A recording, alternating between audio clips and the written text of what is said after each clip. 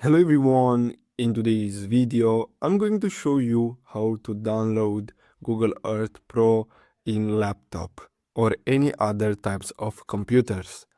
The first step is to simply open your browser and search for Google Earth Studio. Now we're gonna have to scroll down and click on this one, on this link, and then we're gonna get redirected here. Simply click on Earth versions, and then what we're gonna have to do is simply click on Google Earth Pro on desktop. And here we're gonna have to simply click on download Earth Pro on desktop and simply click on accept and download. Now, as you can see, the download should start automatically, and basically what we're gonna have to do is simply double click on it.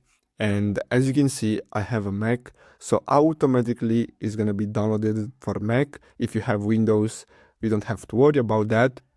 So we're gonna have to simply double click on it, and as you can see on Mac, we're gonna have to click on it, and that's all we have to do. Now simply click on continue, then click on continue again, and then click on install.